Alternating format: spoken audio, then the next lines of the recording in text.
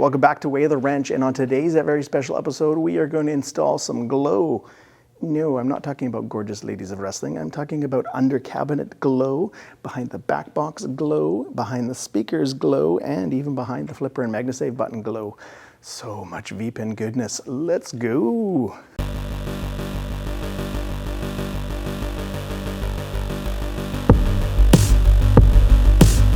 Starting in no particular order, we're going to start with the Backbox LED lights. And once again, I'm using the Muzada LED strip holders that come with different types of diffusers. So I've got the smoked ones that kind of hide the LEDs a bit, but let all the light out. And then to make things a little bit better and a little bit brighter, hopefully, I'm going to switch up to the 144 LED light strips for the back box and the under the cab glow. I think it should be a lot brighter, a little bit more power consumption, but that's okay. I've already tested this all out, and it all runs off a 10 amp power supply, believe it or not. So what the plan is I'm going to run the channel on top of the hinges like that, and then I'm going to put it on the top of the top shelf and then down the hinge where it is again. That'll be one strip. So let's start cutting these out and cutting the strips to match and wiring this all together in such a way that when you put a strip down here, it is easily disconnected with a male and a female JST connector so that you can just connect it and do this in stages as we wrap ourselves around. And if we ever have to work on a panel, just unclip it and take it out. So let's get started.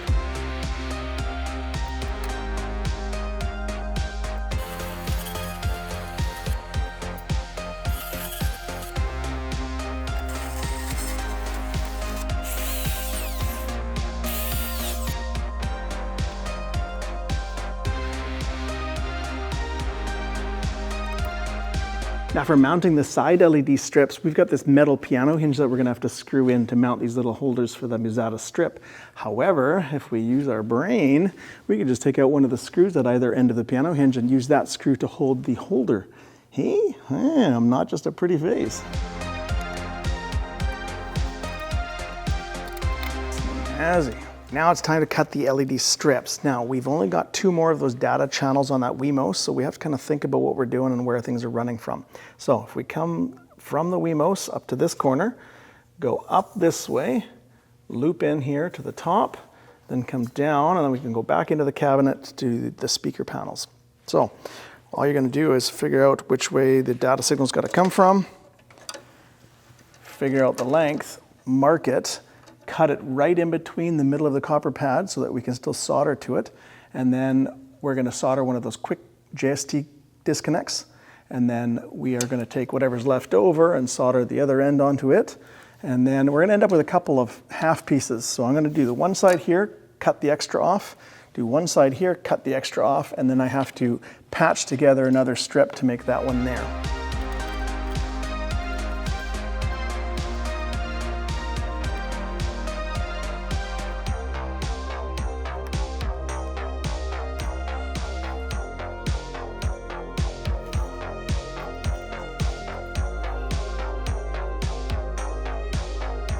Now when you go to cut these, you do have an option to cut it in half and very carefully solder to those copper pads that's left on either side. Or if you're willing to sacrifice one of the LEDs, you can stay to one side when you cut it, that way you've got the entire copper pad to solder to. All right, this video, there's going to be a ton of soldering these little JST connectors on, and I just want to do one little kind of how-to, and then you're not going to watch me do every single one. It'll get done a lot quicker.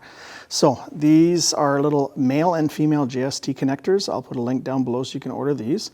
First thing you're going to want to do is you're going to want to tin these wires, and all that means is get some solder on it so that it will be easier to attach to this teeny tiny copper pad. Now I recommend you find some heavy stuff to kind of pin that down, just so wires aren't moving on you. Get yourself a soldering iron, set it to about 375 degrees Celsius. If you're American, you're going to have to go figure that out. Get a wet paper towel and use it just for cleaning the tip of the iron. And get yourself some electronic solder that has flux built into it. And we're going to wet the end of this so that there's some good quick heat transfer. And all you're going to do is tin these wires. And all that means is put a little solder on the wires so that they're already there, nice and coated. and that will make them stick super easy when you go to do the next part. Okay, now the other thing I want to mention is you really got to keep track of which ones you're putting on. So for example, this has got a female end on it. So the other end of this has to be male so that the next female can connect to it and we have a daisy chain going on here. Put something heavy on there. Next thing is where you're actually putting the wires. So on your addressable LED strip, there is a little data arrow and it says G at the top. That's for ground, which is your white wire. Then the middle is your data, and then that is the green one. And then the bottom one with a little plus symbol is your 5 volt, which is your red. So that is the order that needs to get attached. Now on these pads, there is a little bit of like a clear coat or a varnish or something on there. So it takes a second with the soldering iron to kind of melt through that. And then when you start seeing the solder being able to stick to the copper pad, then you'll know you've gone through. So we're going to tin these copper pads as well. And like I said, it takes a little bit of time just to get kind of through that protective coating that they have on top. Probably also could take a little razor and kind of scratch the top a bit. But I find this is just as easy. Okay, it's just starting to stick now. Okay, and like I said, you'll know you're good when there is a little bit of solder sitting on the pad. Okay, there's one done. Second one done. Third one done. Okay, now that those are tinned, one at a time, you're going to set this up and simply just kind of heat it up and then let it go, and then it should be soldered properly. And once again, get yourself something heavy to kind of hold the wire in place while you do this. Otherwise it's moving around and you're having a hard time doing this. They do sell kind of like some third-hand kind of wire holders that would be good for this as well. But I find that this works pretty good if you know what you're doing. And if you're yakking too much, give your solder a little wipe again and re-tin the soldering iron.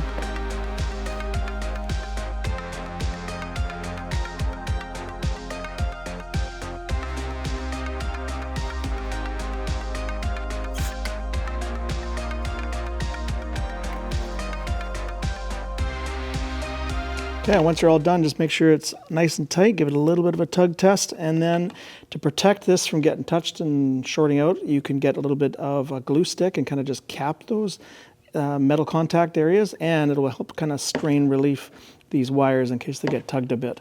Perfect. So the rest is much the same, so let's do a little montage.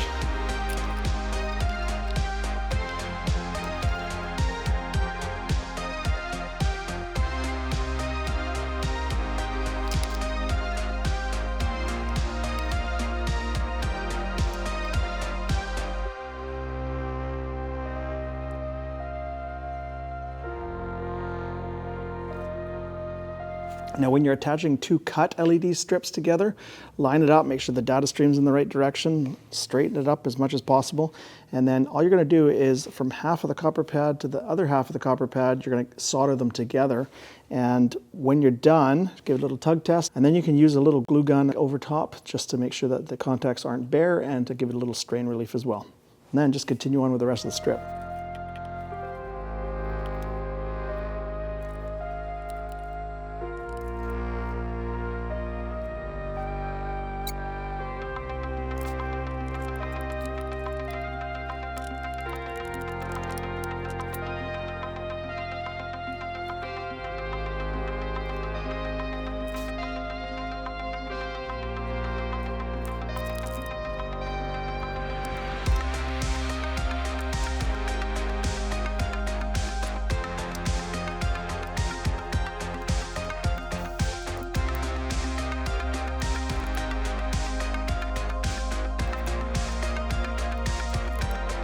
All right, gonna take some isopropyl alcohol, clean up the bottom of the channel so that the self-adhesive on the back of these LED strips sticks as best as it can.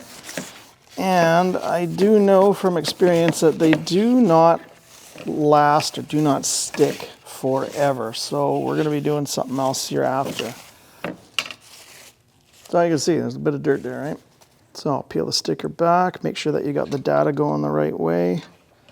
You want it from the right to the left.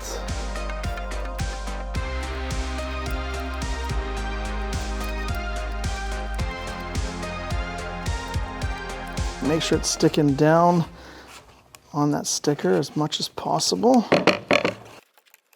And then what I found I had to do on my budget cab is when these were upside down underneath the cabinet, that adhesive does not stay, especially with the heat cycle with the LEDs being on. So all you do is in a couple spots, really liberally, don't cover up your LEDs, just put a little bit of glue gun to kind of trap it in there. And you don't need much, just a couple spots, maybe every couple 6 inches or something like that.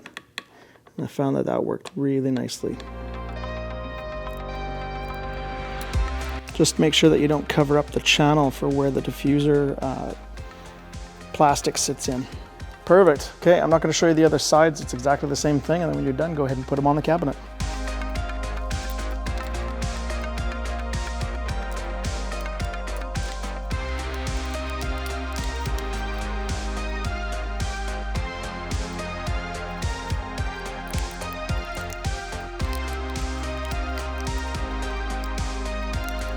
Sweet. Okay, when you're done all the other ones, go ahead and put them on the cabinet. Here we go, starting with the right, coming in from the bottom, then along the top, then just connect the JST connectors together.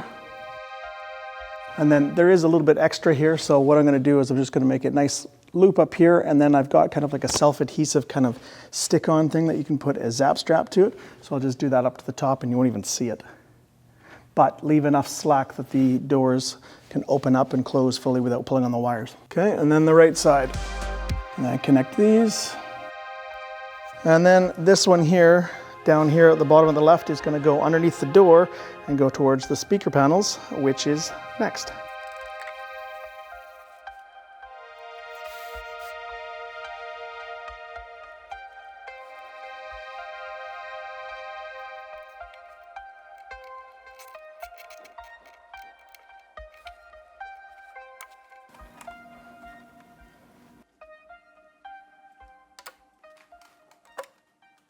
Next up is these addressable LED rings. Now these are really quite cool because they have all the rings you want, and if you want to decide to use a little bit less, all you gotta do is cut the little supports, take that ring off, disconnect the JST cables, and then you've got a smaller ring set. So these data in and data out JST connectors are really quite nice. However, they are not going to work for me right now because this has got to go into this pocket right here, and there's just too much bulk and wires and connectors back here that is going to interfere and touch on the speaker itself. So we're going to have to desolder these very carefully and solder them in the right order so that this can still work. So let me show you how to do it. Okay, looking at the outer ring, this is the female JST connector. So this is where the data is coming in. Okay, and we've got our 5 volt, our green data in, and our ground. And then that goes around the LED ring, the outer ring. And then this is our green is our data out. Now for each ring in corresponding as it gets smaller, the data out goes over to the inside of the next ring on the right side. That's the data in, goes around, data out. And then it just continues all the way to the center. So data out goes to data in, all the way around, data out to data in. So if I zoom in here, what we need to do is basically on the data out, we're going to desolder these, turn them around and individually wrap it so that the red wire can go from here, kind of do a little turn here, go all the way up and go over to here and get soldered. Then the green's going to come over like this and get a 90-degree turn, a 90-degree turn and get soldered there. And then the ground is going to do the same thing for the last connection. And if we do that, we should be able to get it almost the thickness of the wire just above the back of the board. So that'll give us lots of room so that that speaker doesn't hit. So I'm going to show you one here, and then it's going to be the same all the way to the center, and the same for the other speaker ring as well.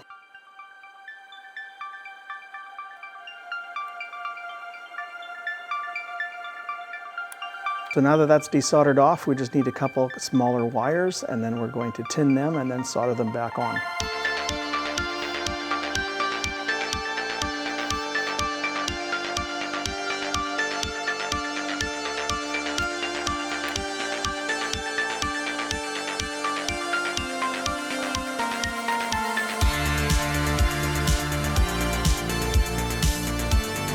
Okay, go ahead and strip the ends of these.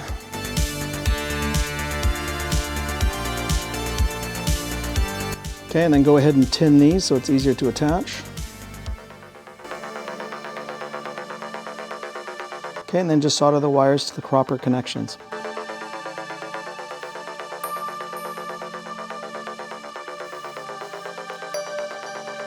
Okay, we've got all 3 connections on the out going into the in of the next ring, and it's going to be sitting nice and flat as opposed to what we had before. So all you got to do is do the same thing all the way to the center of the ring. Now, this was a little tricky for me to film for you guys, but for you guys, just take your time and you'll do okay. When you're all done, a little bit of glue gun on the other just to protect those metal connections when you're done.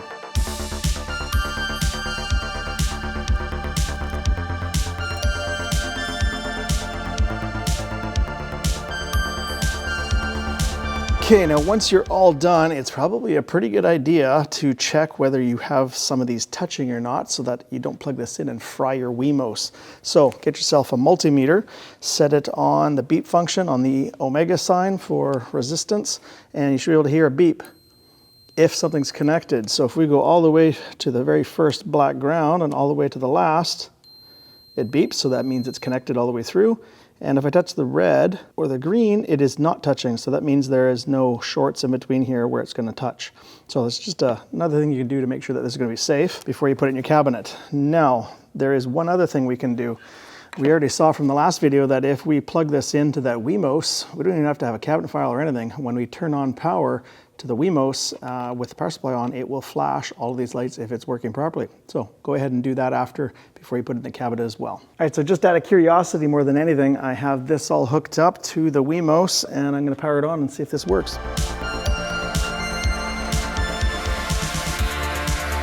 Hey, look at that.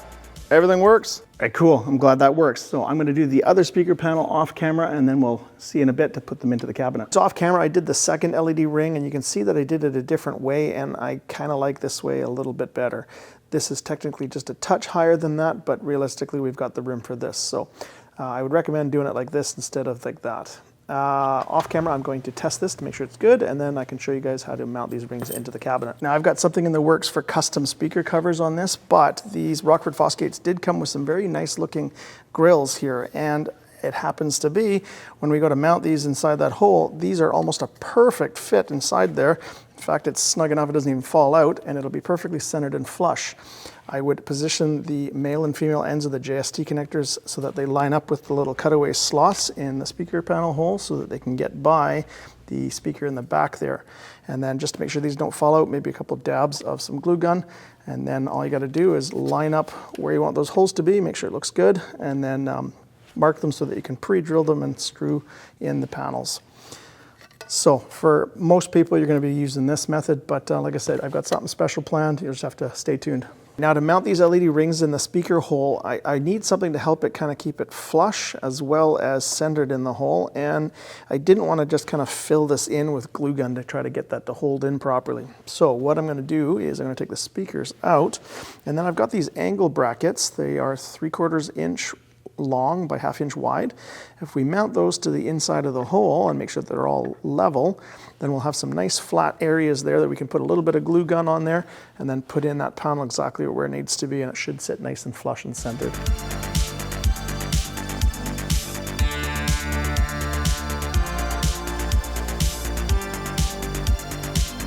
Nice.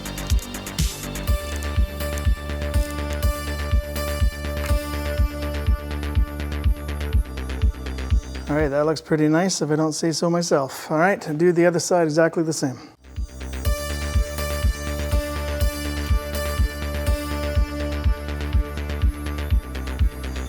Glue gun down these wires so there won't be any problems with them touching the speaker.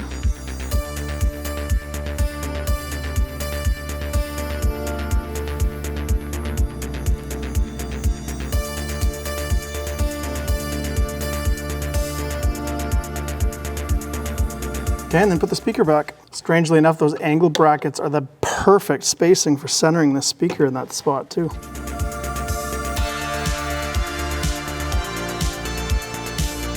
Okay, and then do the other side.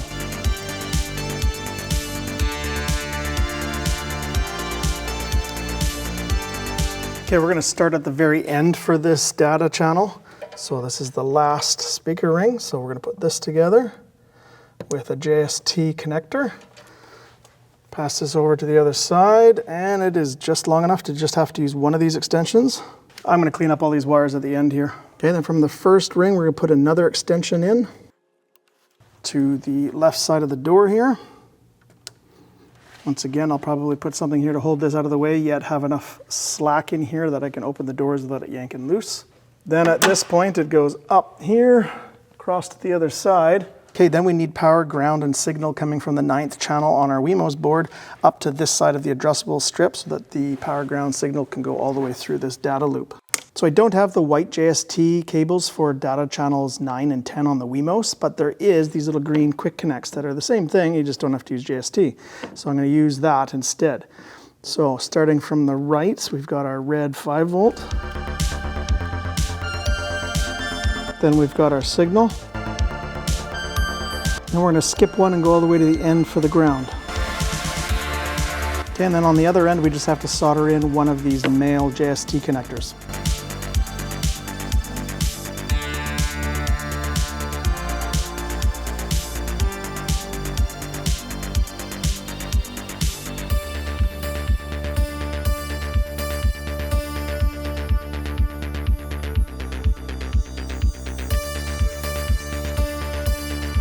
All right, let's go put it on the cab. Okay, connect it to the first LED strip on the door, and then route this down in the hole into the cabinet to go to the Wemos. Then I'm connecting this to the 9th data channel. Okay, to just check things as I go here, I'm gonna turn it on and give it a test. Sweet. Moving on to the bottom. Now it's time for the undercab lighting, and man, I don't even want to work under there, let alone film under there, so I'm not going to show a ton of footage of me working underneath the cabinet, but keep in mind, it's going to be exactly what we did on the back box, just underneath the cabinet. However, I will show a really quick clip just showing you where I'm running that LED strip. Okay, I'm going to be going from the 10th data channel on that Wemos down through the hole at the back left of the cabinet. I'm going to run along the left side with one of those Musata strips up to the front. Then I'm going to cut the strip in two and do a short run up there, up the front of the panel, wire and skip a bead over top of the pinnado, go another little section here for finish off the front of the cab, and then another one of those 1 meter Musata strips all the way to the back and back up the hole into the cabinet. And then I'm going to run the wires along the bottom inside of the cabinet to the front right corner. Then we're going to go up and we are going to go to our MagnaSave button and our flipper button on the right hand side. Then we're going to go along underneath the lockdown bar and go to the left flipper and left MagnaSave, and that's where it'll stop. Now, some of you might be thinking, hey, you talked about a fire button. Why are we not doing that right now? I think I'm going to do a separate video completely on how to put a fire button in for people that already have everything done like I'm showing you now, but didn't do a fire button. So if you wanted to add a fire button later, you just watch that video in its entirety and you'll get everything done. So that's the plan. Let's go to her. All right, I got the wiring all done, so let me run you through it. So this JST connector is going to go into the end of the LED strip on the bottom right-hand corner, come up through the hole, and then this is going to feed it all the way to the front of the cab, and then this is going to be the first connector that's going to go on to our MagnaSave MX button board from L'Atelier d'Arnaud, and I'll show you, zoom in on this in a sec. And then I put in a JST disconnect so I can disconnect these things without having to fuss with them later.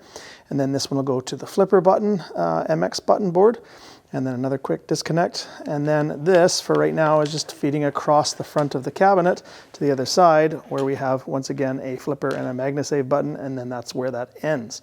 Now, let me show you a zoom up of the detail for this area here. If you look at the wiring for the plug that goes into the MX button board, we've got red 5 volt, then black ground, then our data in, and then our data out continuing for our daisy chain. So if we look at the wiring on the plug, just figure out which way this plugs in. So this would plug in like that. So you can see we've got our red 5 volt positive, and we have it daisy chained so that the power can continue to the next button board. And then we've got same thing, daisy chained black. Then we've got the data in the green line coming into that port, and then for it to continue out after it's been done, I have the other green that connects to the JST connector for the data out.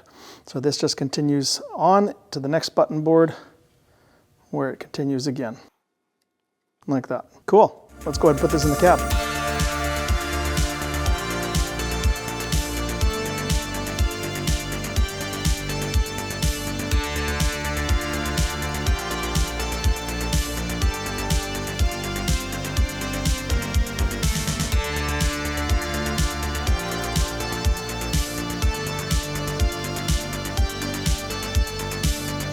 Sweet, that is the last bit of install for all of the LEDs except for the fire button. So now we can use the Wemos and test the entire cabinet. Okay, last connection. Okay, that was the 10th data channel on the Wemos for the undercab lighting and flipper and MagnaSave buttons. Okay, down through the hole to the bottom left side strip.